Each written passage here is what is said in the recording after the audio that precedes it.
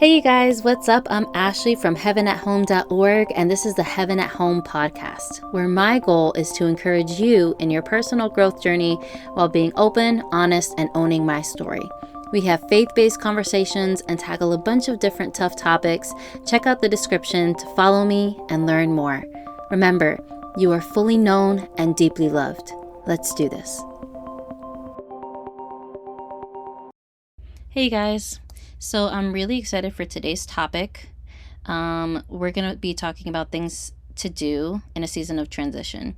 And I've had this topic in mind for a little bit over a month. I was just kind of waiting on what I would feel is the right time. Transitions, in case I have to get like super practical and give you guys examples. Some that I've been through in my own life have been moving out of state, changing schools, getting married, deciding to have a child, switching churches, changing career paths multiple times. For those of you who don't know, I was in banking, I was in education, I'm pursuing analyst and engineering type stuff, so plenty of transitions there.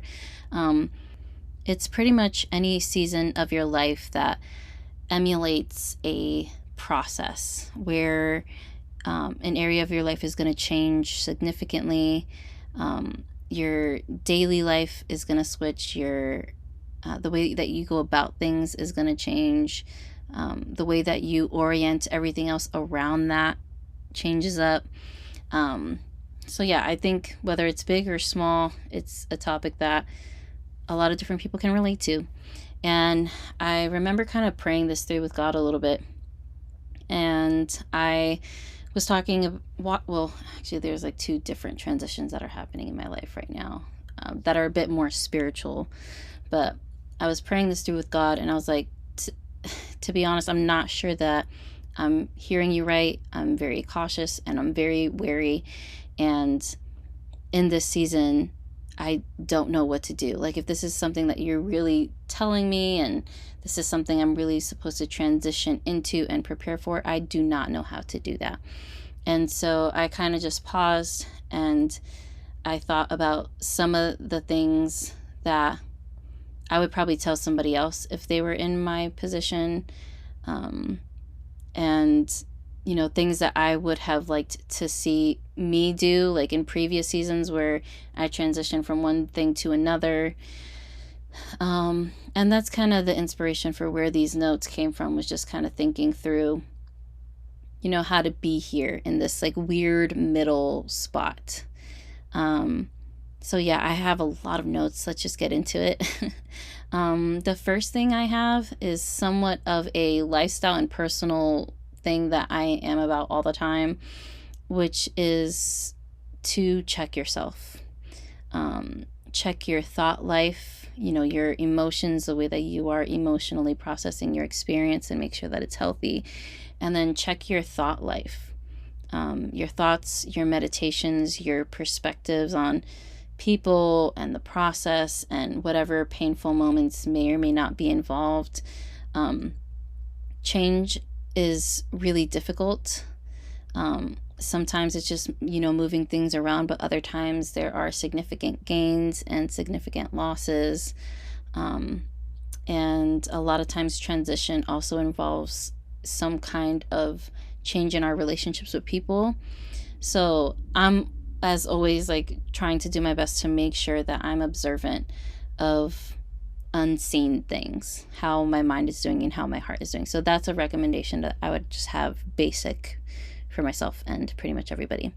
Another thing is to not get puffed up and not let pride get in the way. For example, if you're anticipating a move that has you being promoted or, extending your capabilities, or has the potential to grow you in a certain area, my encouragement is to have a servant mindset and be committed and dedicated to that. In every aspect of your life where you're pouring out, make sure that you're doing it honorably unto God and toward people also. But especially, having a servant mindset when it comes to your relationship with Jesus. When you are doing something to honor God, like there's this verse that talks about doing all things as unto him. That can include the way that you serve people. But at the end of the day, always bringing yourself to a place where you are willing to be humble and you are willing to submit. And different ways that submission can look like would include like being willing to submit to God if you're wrong, being willing to submit to God if you're right, submitting because you know who God is to you, and submitting because you know who you are to him, submitting if you end up losing or if things end up turning around unfavorably, submitting if you are conscious of the chance of being uncomfortable or put in a painful place.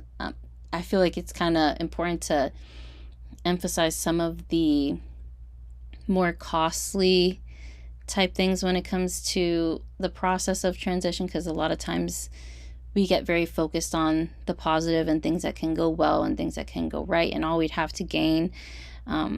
But at the end of the day, whatever the turnout or the outcome is, just trying to make sure that we're always just not getting puffed up, not trying to preserve our reputation or optics so much, more so like trying to focus on the quality of our heart, our attitude toward God and toward people. The next one I have is something that has shown up for me a lot more in a spiritual sense and a relationship sense. A lot of people, which I actually just had a conversation with somebody about this yesterday because I shared this in my stories. It was like this quote that was like, people pleasing is not a fruit of the Holy Spirit. And I was like, oh, that offended me. Like that is for me. So I ended up sharing it. And I think in general, like I have this persona that comes off very strong and very tough. And for the most part, when it comes to the general population of people, I genuinely do not care what people think of me, how people perceive me. But when it comes to the people that I genuinely love and respect and have value for, I take that so seriously. I don't know how to express the gravity of my care for what people think when I genuinely love them. So my word of caution in a season of transition is to be wary of the ways that fear of man shows up. I kind of explained the way that it shows up for me, but for you, maybe it's like a fear of, being embarrassed or not feeling qualified enough or genuinely caring what anybody thinks.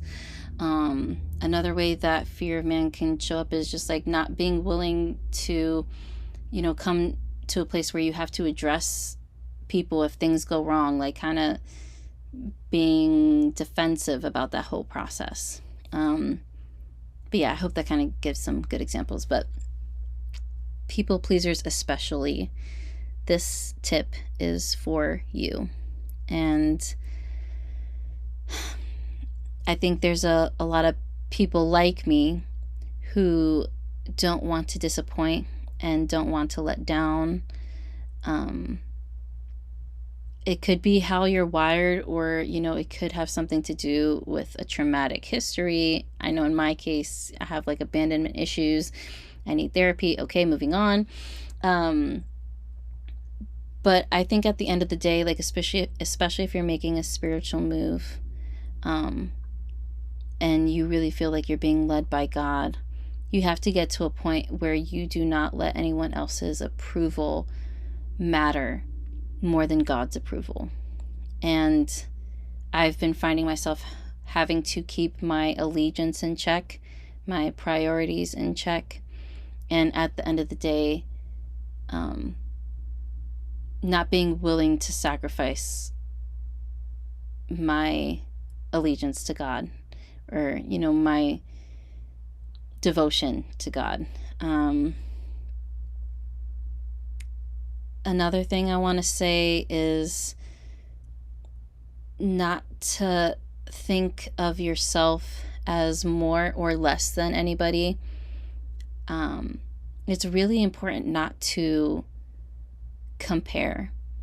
And when it comes to, fear of men conversations, I think at the end of the day, it has to do with some level of insecurity or lack of identity. And I think it's really important that you understand your value and your contributions, and, kind of having some security in, it could be in anything, but essentially in who you are, in what you've done, in the ways that you hear God, the ways that you learn from your experiences, like all that stuff. Another thing, like within that same kind of topic, is having a respect for authority, a respect for more experienced people, and just respect in general. It doesn't mean that you have to shrink next to those people, but still feel like you are allowed to take up space, still feel like you are able to have your own mind, still be willing to be accountable for your actions, be willing to speak up and have a voice. That's kind of what I mean along that line of thought.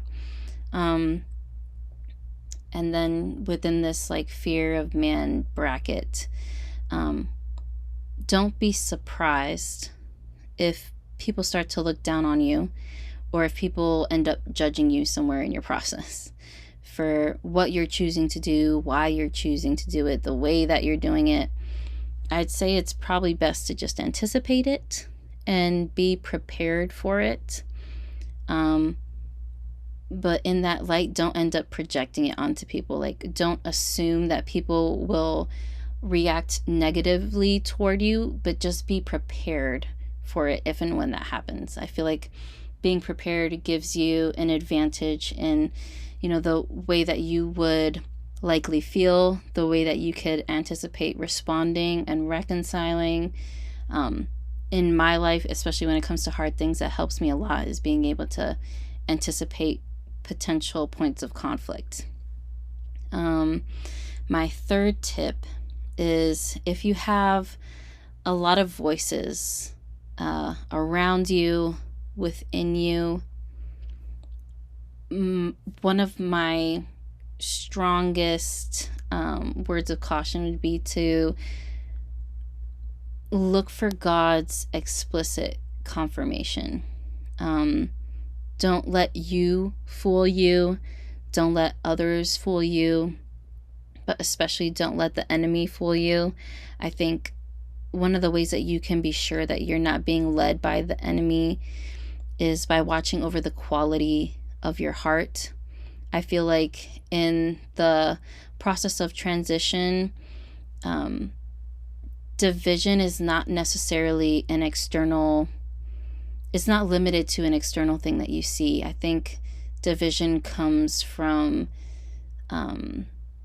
like bitterness, anger, resentment, strife, things like that. I feel like the more than the enemy trying to, how do I say that? I feel like it is more prominent for the enemy to try to divide relationship and relationship quality and relationship intimacy.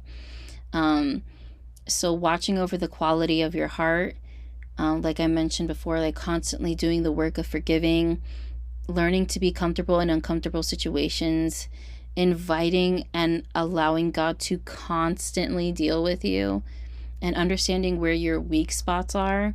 I feel like being able to do all those things helps a lot. And when you are confident in the quality of your heart, when you're confident that God is checking you when you're wrong, that kind of gives a level of assurance that you're not being misled. My next tip is to appreciate what you have, who you have, how you have it, and when you have it. So pretty much everything. If you're anticipating an end to something, you have time to embrace it. And that's a really precious gift. I feel like a lot of people don't like to think about the end of good things. But I feel like it helps you value it more when you know that it's precious, when you know that it's not forever. And it's kind of like that with life too. Like we have to value the days that we have, because one day there's going to be an end.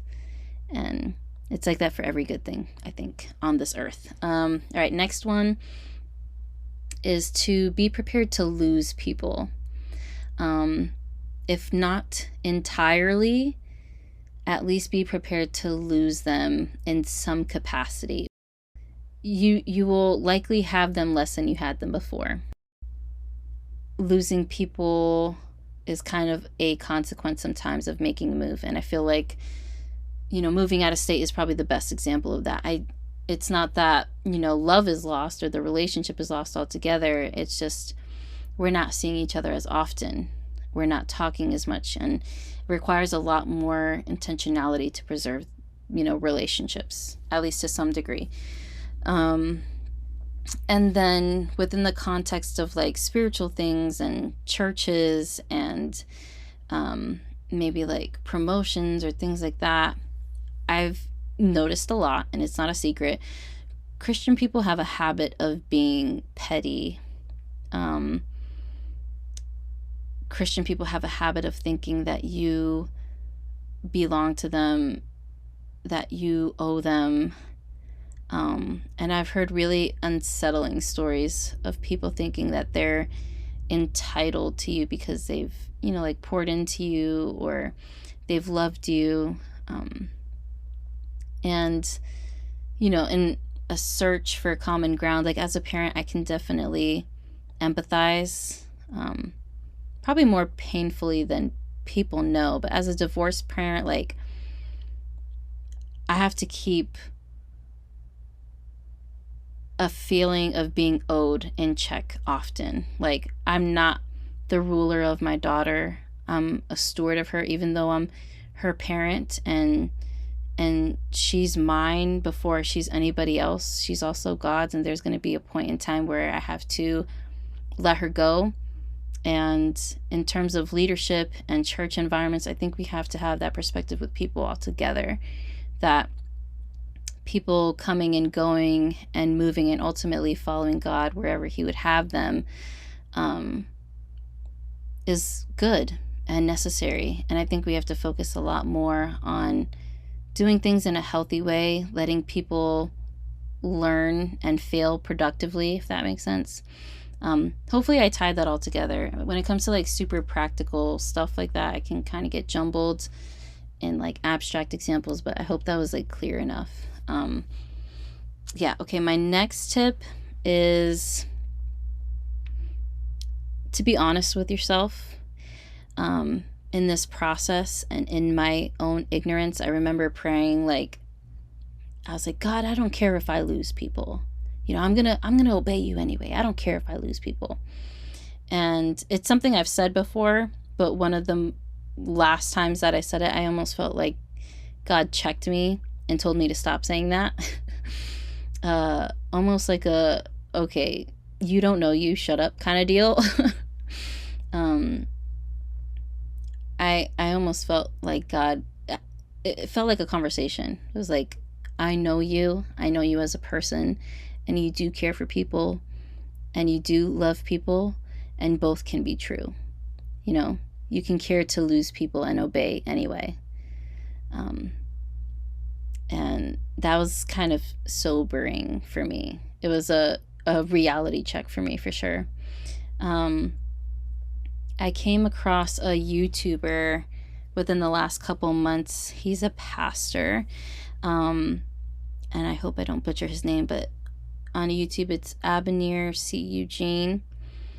And he said something along the lines of, when you're in a season of transition, you're allowed to really pause and really mourn and genuinely feel and say goodbye to things that matter to you. And you don't have to feel like you have to let things go lightly in order to be obedient. And that's kind of like one of the major lessons that I ended up learning And I'm glad that I got checked in that area. It's almost like more precious a sacrifice when you're willing to obey under those circumstances and admit that something really costs you. So yeah, that's kind of a personal tip that I have. The next one is to pray into it. Pray for it, pray about it, pray through it. This is another kind of ignorant / arrogant prayer that I prayed, but I remember saying something like, I don't care if I become invisible again. I don't care if I get rejected again. If it leads me to become more like you, and if it leads me closer to you in some way or some capacity, then it's good and it's what you have, and that's what I want. And that was my prayer, kind of wrestling through the idea of like starting over in a new place with new people where nobody knows me, and essentially I'm a nobody all over again. I felt checked with that kind of attitude also, because I do care to be seen. I do care to be known and valued. And my conviction, like after that point, it was almost like God was saying like, hey, you do care to be seen, you care to be known, you care to be valued, you care to be loved.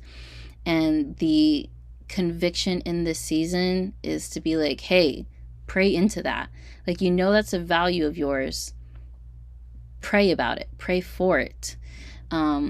Pray to be weaved in gracefully. Pray to be welcomed, stewarded. Pray that you would gather favor with people and people would gather favor with you. And, pray for the needs of your daughter. Pray that they'll be met, that you can proceed without too much pause. And I think praying in general, at least for me, it's like useful either way. Like I have learned so much just in expressing thoughts through prayer and God saying, hey, you're praying wrong. Or, hey, you're not being honest with yourself. Or, hey, there's a lesson here. I think just having the conversation with God at all is super, super valuable, especially if you've gotten to a point where you have learned to truly pray, which means truly listening to Him. Has been so valuable for me. Those are like two lessons I've learned through this whole thing, is that like I don't have to be in denial, and being realistic about the things that I need or the things that I want actually empowers me to pray very strategic and specific prayers. And kind of just along the lines of like the more spiritual aspects of stuff, and like, praying and worship and all that stuff. In this season, especially this year, but also a little bit toward the end of last year, I've been feeling this need to literally bow down a lot, like bowing at home and during worship and at church. And it's not anything like super conscious. Like, as I like prepared for this episode, it was almost something like I had to pause to think about, because there's this line of thought that kind of echoes with some pastors that I follow at Bethel, but sometimes like physical obedience represents spiritual obedience. And when I think I'm secure on my own, when I want to check my pride or my insecurity at the door, when I want to remind myself like who I do everything for, I bow. Like, I even bow, like when I'm praying through something I believe that God wants, something that I end up wanting because I think that He wants that. And let's say like it's a situation that I know has the potential to cause me pain. I will bow as an act of like submission. Like, hey, I know the cost. I know I'm going to be in pain, but I'm willing to submit to what you're saying. So I realize I do that a lot, like almost as like a mental shift, an emotional shift. And especially one that kind of encourages my own meekness or humility. I have a very real, tangible perspective of God. So that's the reason why I do that. In case like this whole thing is sounding very weird to you because you're not super Christian or anything. God is very real to me. So that's why, I talk about this stuff. But my next tip is to forget the old. And I think we skip over that very easily sometimes. I genuinely and seriously mean to forget the old. if we're like drawing a comparison between the old and the new, right? I feel like people get stuck in unhealthy thinking and feeling patterns when they compare. And I've just really come to a point where I really dislike comparison just in general. Don't compare what you have now with what you will have later. Don't compare what was with what is or what will be. I think it's important to just value things inherently the way that you have them when you have them, and focus on what's right in front of you. I've told some of my people, like, over the last couple years, being shoved into a transition, pushed into a transition, forced into a transition. I have never, ever, ever, ever felt so empowered to forget the past, ever, until I received a promise that there was something completely new for me, something just for me. And that statement is not an exaggeration at all. It's something that I genuinely mean. I'm not trying to make like a pretty point. And even like to this day, it's something that I don't completely understand. I don't know why being able to envision something new enables people to let go of what was. But for me, in my case, that really helped me. And if you have this anticipation of moving forward and, looking ahead and all that stuff, it definitely is important to be present with where you are. But maybe that would be the thing that helps you to leave the past in the past. In my world right now, I have frequent opportunities to face people who hurt me, people who valued me a little bit less. I often face things that I lost, people I lost. The world that I am a stranger in is one that my daughter lives in like 50% of the time. Strangers to me are friends and acquaintances to her. And, I'm reminded of my pain. I'm reminded of my past. And as often as I was reminded was about as often as I prayed. And that led to about as often as I forgave. Over and over, and as often as was necessary. And in this past season, like, I genuinely feel like I needed that exposure to fully and completely heal. Or maybe a more accurate way to describe it would be like to deeply heal. And heal correctly, I think, is a thing that I've said often also. And this might not be true for people who are more like sensible than emotional, but in my experience, like, you can't forget the past when you're facing it all the time, or it's a lot harder to do that in that scenario. When your whole world kind of encapsulates, a recognition of what was, and you don't have enough to build around it. And I mean, like, fully enough. It makes it harder to forget the past. And so along that line of being able to forget the old, I think it's really important to, when I say build a life, let's make this like practical. I mean, increase your weekly routines. Like, for example, one of the things that was really, and still is sometimes super hard for me, is weekends when I don't have my daughter. Starting Saturday night, I used to get very, very depressed. On Sundays, which used to be, church and family days, I didn't have her. When other people are going out with their families, I'm here by myself alone. An example of building life around the pain is coming up with a routine. So doing things that I can't do with her, going out to dinner, going to the movies, going to an amusement park, or doing something that, I probably could do with her, but in a way that I am more relaxed because I only have to think about myself. That's an example of building. Increasing your relationships, hanging out with more people, doing more things, getting involved in more areas, building in your home, building in your church, or, building in your community, or even lessening, exposure to certain things. Sometimes we cause or contribute to our own pain by facing it more than we have to or more than we should. If that's for you, that's for you. I'm not going to give too many examples of that one. But I hope those practical examples kind of help you brainstorm ways to really move on. Within the last 2 years of this season, I guess, within the last 2 years of being taken in and making myself comfortable in uncomfortable places, submitting to things I felt like God was saying, it was painful and taxing, and it was a lot of work. And I'm mentioning this scenario because I feel like you have to be aware of where you are spiritually.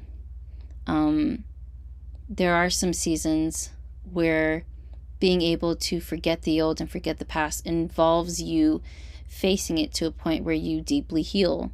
So I'm trying to give this as an example so that you know and you learn to gauge where you're at.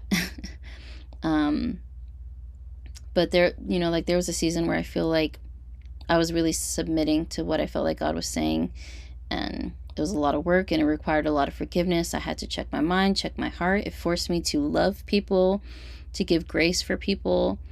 And even though the circumstances felt like more negatives than positives, I genuinely believe that God was in it. And there are some seasons where facing all of that is what is best for you. It's going to be what's best for you in the long run. And if you trust Him and you lean on Him, I think you'll come to know that. And you won't be swayed when the time comes to move. Because for me, that's been something that's been coming up in my own life is people forgetting that as much as I would love to run away, and as much as I would love to get away and disassociate and not have to deal with my pain and not see my pain and not process my pain, at the end of the day, my obedience to God checked me for every single step that I took. Every day that I stayed, every day that I did something I didn't want to do, every day that I chose to be tender-hearted instead of becoming angry or bitter, that was obedience. And so when people tell me, or they worry that, hey, like you have this unction to transition because you're trying to get away from your pain, I can kind of check that because I know what it's like to obey in a painful spot where I don't feel like I'm getting anything. All that being said, when you do get to a place where God is leading you, don't compare. Don't compare the pros, the cons, the people, the routine. Take it for what it is. I'm pretty sure comparison at any point is going to guarantee your own disappointment. So I know that was a little bit jumbled. There's a lot in that whole thing. But alrighty. That's pretty much everything on forgetting the old. There's like different aspects of that one point that I was trying to represent with all that talking. So hopefully you got that. My next tip is to establish your own support system. I know in my mind I'm preparing for worst case scenarios where I lose everybody, but it doesn't change the fact that I do need people, and in one capacity or another, you need people. We need people to talk to. We need people to trust. We need people to love us, to know us, to hear us, support us. And it would be completely delusional, I think, to think that a transition, once it's made, is going to be easy. It's not going to be easy. It's going to feel like a loss in some ways. You might have to go through grief in that process. It might feel uncomfortable and unfamiliar. It's not going to be easy. It's going to be hard. And I genuinely believe that having people to support you through that process is something that you should actively seek out and try to steward. My next tip is to remember your why, the reason why you're making this move, why you're making that change. Because when difficulty comes, you're going to need to know why you're doing what you're doing, why you made the choices you made, and the timing that you made them. If you feel like God has led you and, you got your confirmation, you got, everything you needed to feel secure moving forward, it's my belief that if God made it clear, he's also likely going to tell you why the move or the transition was necessary. I just personally believe that of him, because that's what I've seen in my own life. If and when he confirms, and if and when he tells you why, you should write it down somewhere. And whenever you're feeling down, discouraged, disappointed, depressed, have that accessible and remind yourself of what he said when you need the reminder. My next tip is to, it's like almost like a branch off of needing people and like trying to have a support system, but think of what you need to do to support yourself also when the time comes.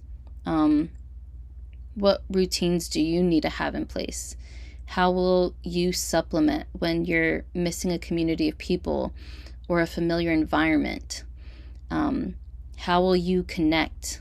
How will you guard your relationship with Jesus? How will you depend on him? How will you get involved? Who will you connect with? Who will you hold on to? Emotionally speaking, like who can you take with you? How can you prepare yourself and your family? And what will your goal be? I think those having answers to all those questions is going to help you be able to put yourself in the best position for success and happiness. I kind of gave an example of routines, like when it came to transitioning into like 50% custody with my daughter. So yeah, just kind of thinking through all those things is great. This goes along the lines of kind of appreciating what you have and who you have, but don't have one foot in and one foot out. Don't be on the fence. When it's time to move, be 100% committed when you actually get to that point. But when you're in this middle spot and you're unsure and you're trying to gauge and you're trying to learn, if things are healthy and safe and secure, I think it's best to be 100% committed to where you are now until God makes it known that it's time to withdraw. I feel like time and seasons are really important, so don't do things too soon or too late. Do things when he says. One of the things I keep kind of telling myself is don't do the right thing the wrong way or at the wrong time. If you have communicated what you've anticipated and people haven't taken it well, try your best to stay true to being committed to who you are and what your intent is in spite of any offense that you might have. I've noticed that a barrier for me in general is kind of taking on others' opinions and perceptions of me. Like when they're really close to me and they think they know me, I kind of adopt other people's mentalities, and it's kind of been a problem. And that's something I mentioned in one of my previous episodes about like perfection. Yeah, I almost feel like integrity has become a bit more of a discipline for me, like maintaining my disposition, especially when I'm dealing with relationships. So yeah, I just kind of wanted to share that part as well. And then got maybe 2-3 more tips for you guys, but know that it is okay to have boundaries. There's a common saying that boundaries aren't to keep people out, they're to keep people in. I understand the premise, especially in the context of covenant relationships, marriage is an example of that. A covenant relationship is a relationship that has a vow attached to it. You've made a commitment before men and before God. So the boundaries that you set within the context of a covenant relationship, those have to be in consideration of keeping people in such a way that the relationship can be sustained and endured for a long period of time. So boundaries in that case have to be equally tailored to both people, to what you need and what the other person might need from you. And in that case, that is where boundaries aren't to keep people out there, to keep those people in, right? That said, I think there are times when you have to set boundaries to keep people out. And I want to clarify all the ways I don't mean this. So I don't mean that you're keeping people out because you're not okay with confrontation. You're not keeping people out because you don't want to be accountable. You're not keeping people out because you're bitter or angry or offended. As far as I know, at this point in my life, there has only been one case where you should set a boundary with people, and it's when trust has been broken. So how can we tell if trust has been broken? Some of the ways that I can personally tell is when what you told someone in confidence has now become public information. What you told someone in confidence, someone ended up using against you. And again, to clarify, I'm not talking about when people are trying to hold you accountable or trying to correct you. I'm talking about a case where you've told someone a thought or an emotion or a decision, and they use that information to attack you. It wasn't for constructive criticism. It was to condemn you. Another way that trust can be broken is if there is a lot more, how do I say this? Another way that trust can be broken is, I guess, more subtle and a lot more nuanced. And it's not so much in terms of confidentiality or the actions someone takes against you, but the way that they handle you in the context of the conversation. So the way that someone speaks to you, I just want to I keep wanting to clarify this, but I'll say this to be super clear. People can disagree with you and people can be angry with you. They have that right. There's nothing wrong with that. But while the other person is in that space, trust can be maintained when people are able to say what is true and honorable and right, and pure, wholesome, admirable. When it's not that, I feel that's a space where trust breaks. And I think people can break your trust when they don't handle your vulnerability in the right way. I'm the kind of person that's always trying to be respectful and polite and obedient. But I'll probably refrain from sharing my heart or mind as often with people who don't care for it when it's very vulnerable and tender. That's just a relational type thing. And I'm sure there's other people like that. And one caveat I want to add to that is that even if you get to a point where you have to put up a boundary in that process, and there was nothing extremely toxic or nothing super unhealthy, those kinds of people, they need to stay away. But for other kinds, I think it's important to leave grace for trust to be earned back if it's possible, especially for relationships that you want to keep.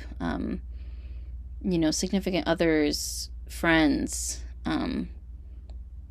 mentors, mentees, like all that stuff. I think it's important to leave space for people to earn your trust back, because it can be earned back. And if you are super aware of yourself, like you'll know what you would need to see for something like that to be redeemed. Me as a person, like I'm really big on things that are genuine. So for some people, it might be as simple as just an acknowledgement and an apology. That's it. Like, hey, I did something wrong. I'm sorry. Leave room for reconciliation.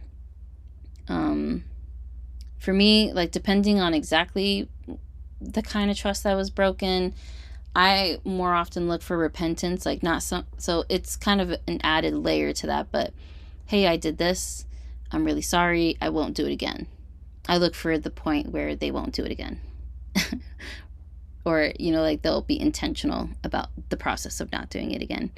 And then this last tip is to always, always, always pray. Walk hand in hand with God in the process. Depend on Him completely. You may be able to go without everything else that I mentioned. You might have heard all the tips, goes in one ear, out the other, but the one thing that you cannot go without is without Him. You can't do this without God. I promise you that. Like, at least for me, I say that with like an infinite amount of certainty. Like for the transitions that I've gone through in my own life, I could not have gone through them without Him, especially when they involved a high cost, and especially when they are super painful. For me, it's not just about doing it, it's about doing it well. And I feel like having complete dependence on God is the way to go about that. We need Him for that. And so yeah, I tried to be super practical, but I know there was also a lot of abstract details in this one, and hopefully you can see the ways that I was trying to build on certain points. But I love you guys so much. If you're going through a season of transition, give yourself grace also. I didn't actually have this one in my notes, but give yourself grace. Set yourself up for the best, but be okay with yourself if you end up making a mistake. Don't be too hard on yourself. Just always be willing to learn. And yeah, I love you guys so much. I will see y'all in the next one. Thank you guys so much for listening. Feel free to DM me to send me your feedback. Check out the description below to follow me on social media. This podcast is listener supported. Don't forget to subscribe. Remember, you are fully known and deeply loved. I'll see you in the next one.